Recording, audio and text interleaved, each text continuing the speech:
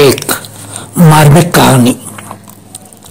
सयाना 5 महीने पहले बीना देवी के आंगन में 5वीं कली खिल चुकी थी। बेटी, तू भी लगातार ही पत्थर तैयार करके इस घर में रख रही है। तुझे किसी सयाने के पास जाना चाहिए था। बेटी तो एक ही भारी होती है और तूने 5 बेटियों को जन्म दे दिया है। किसी सयाने से धागा ताबीज ही करवा लेना था। बेटे का मुंह देखने के लिए तो लोग 100 पाप तक कर देते हैं और ना जाने क्या क्या करते हैं। लोगों से इसी तरह की बातें सुन सुनकर बीना देवी तंग आ गई थी। वो थक चुकी थी। वो अंदर ही अंदर जल रही थी। अब उसके अंदर एक बेटे की भूख तेज होने लगी थी। आखिर एक दिन बीना देवी और उसकी सास गांव के बाहर एक सयाने के डेरे में पहुंच गई। उन्होंने 21 रुपए उस सयाने के सामने रखकर शीश झुकाकर उनका आशीर्वाद लिया। उन्होंने उन सयाने कहे जाने वाले बाबा जी से एक बेटा दे देने के लिए प्रार्थना की। उस समय वो सयाना माला फेर रहा था। वो माला के मनके फेरते हुए मन ही मन कुछ कह रहा था। उसके होठ हिल रहे थे। उस सयाने ने बीना देवी की सास को कमरे से बाहर चले जाने का आदेश दिया। अब बीना देवी उस पराये मर्द के साथ अकेली ही बैठी थी। उसको इस तरह एक मर्द के सामने बैठना अच्छा नहीं लगा। वो मन ही मन ग्लानि महसूस करने लगी।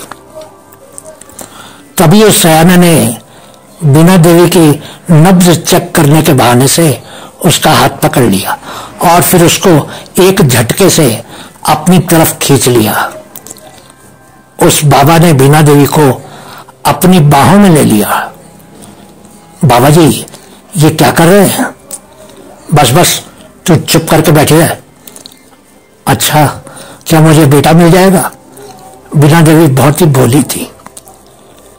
तभी उस सयाने ने बीना देवी के सर पर हाथ रखकर उसको एक गिलास में कुछ देते हुए कहा, अब ये दवाई जल्दी से पी लो, तुमको जरूर बेटा ही होगा। बेचारी बीना देवी ने आंखें बंद करके वो कड़वी सी दवाई एक ही सांस में पी ली। कुछ ही देर में उसको नशा सा आने लगा और उधर बाबा अपने कपड़े उतार रहा था। वो बोल रहा था, अब पुत्र उत्पादन पूजा करेंगे, तो चुपचाप मेरा साथ देती रहना और कुछ भी मत कहना अपने मुंह से। करीब 20 मिनट के बाद बीना देवी फर्श के कालीन पर पड़ी लंबी लंबी सांसें ले रही थी। लेकिन वो समझ चुकी थी कि कौन सी पूजा की गई थी। उसने एक बार बाबा की भूरी आंखों में देखा और फिर उठकर कपड़े ठीक करने लगी। 2 घंटे के बाद वो सास के साथ घर तो वापस आ गई थी, लेकिन उसमें किसी को ये बताने की हिम्मत नहीं थी कि उस सयाने ने कौन सी पूजा की थी। कुछ ही दिन में मालूम चला कि वो गर्भवती हो गई थी। इस बार सबने मिलकर सलाह की कि उसके गर्भ की जांच शहर के डॉक्टर से करवाई जाए और मालूम किया जाए कि बेटा था या बेटी। जब अल्ट्रासाउंड करवाया गया तो पुष्टि हो गई कि उसके गर्भ में बेटा ही था। तो पूरे परिवार में खुशी की लहर दौड़ गई। पति की बहुत बड़ी खेती थी और पैसों की कोई कमी नहीं थी। अब तो घर में हर दिन ही त्योहार जैसा लगने लगा। खुलकर खर्च होने लगा और रोज ही मेहमानों को मिठाइयां और चाय इत्यादि खिलाई जाने लगी।